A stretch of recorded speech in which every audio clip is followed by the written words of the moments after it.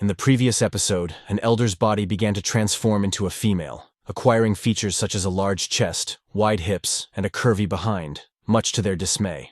After the transformation, they told the Sword Saint, "No matter where you go, I'll always be able to find you."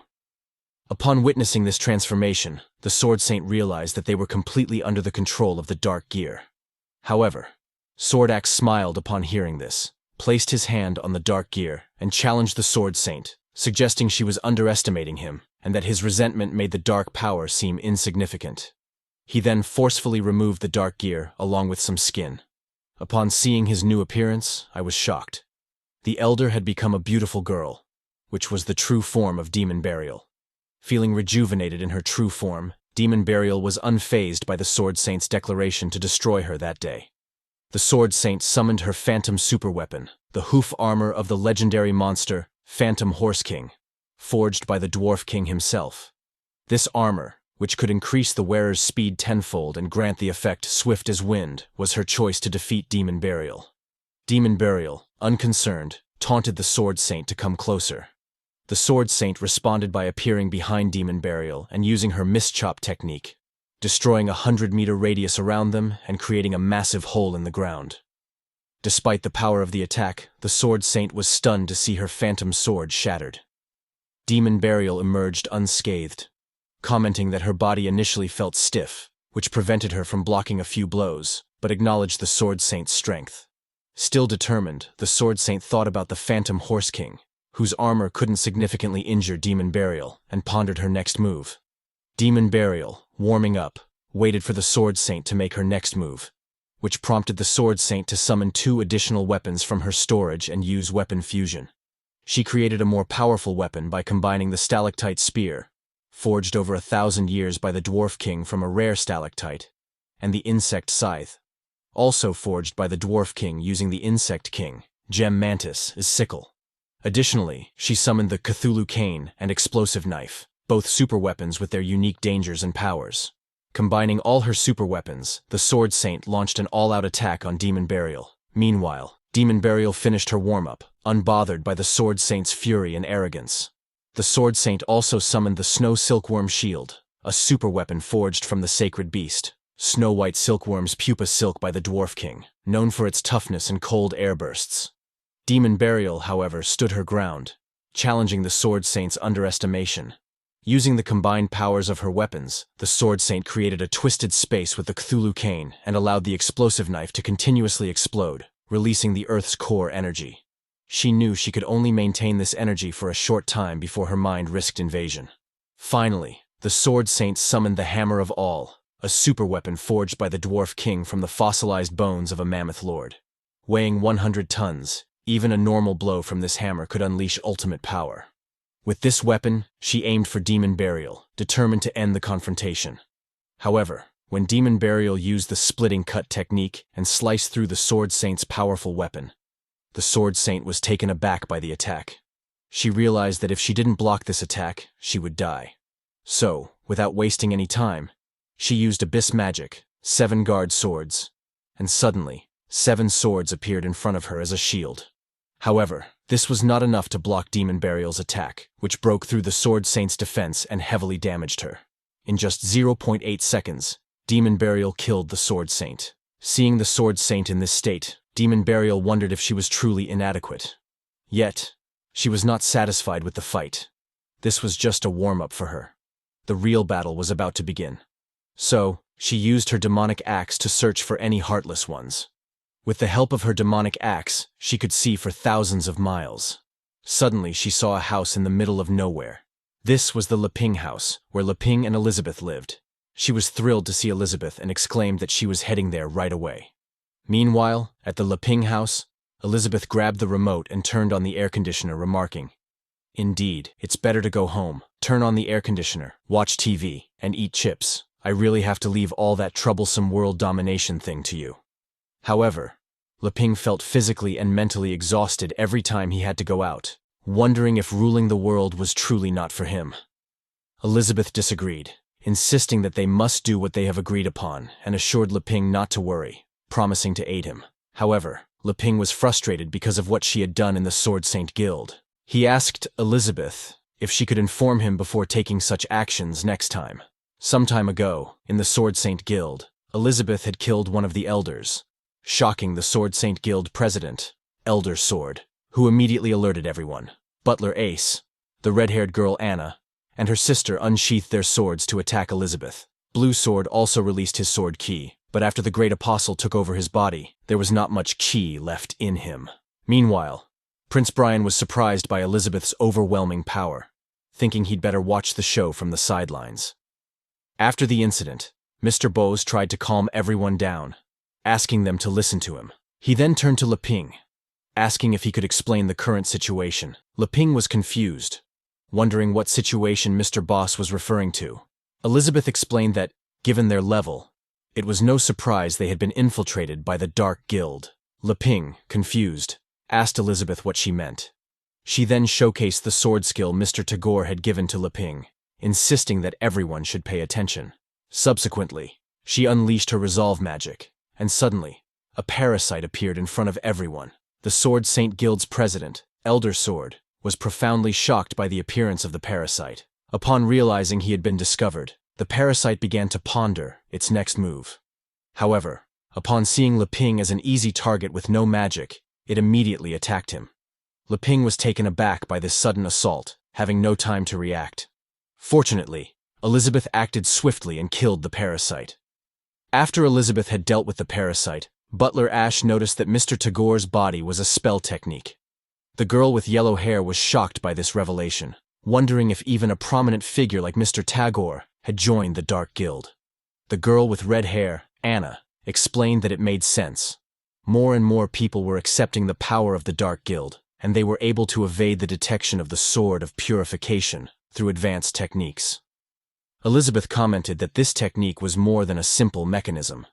Had they allowed him to cast a massive technique to fight, the entire area would have become a large-scale hatching site. She laughed, remarking that it would have been ridiculous.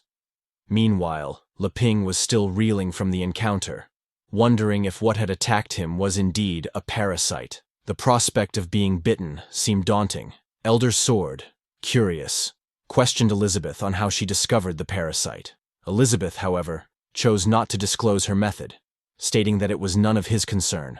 After hearing this, Elder Sword started laughing, saying, "Although we have grown weak, we still cannot be disregarded." Meanwhile, Mr. Boss was really surprised, thinking, "That's bad. The Elder is someone who is sensitive about his pride. If he doesn't recognize the identities of Mr. Lei Ping and the Demon Queen, he will definitely consider them beneath him. If he offends the Demon Queen, the consequences will be dire." So, he asked Lei Ping, "If you understand what just happened, could you explain it to everyone?" Leping, confused about why Mr. Boss was asking him and having not figured it out himself either, was suddenly interrupted by Elizabeth, who grabbed his hand and said, "It's time for afternoon tea. Discussion time is over. Come home with me now." Leping said goodbye to Mr. Boss, stating, "I'll see you next time." Mr. Boss was really scared, thinking, if Leping doesn't explain himself clearly, that stingy elder will cause trouble for him, even if the Sword Saint returns. There will be no way to save this.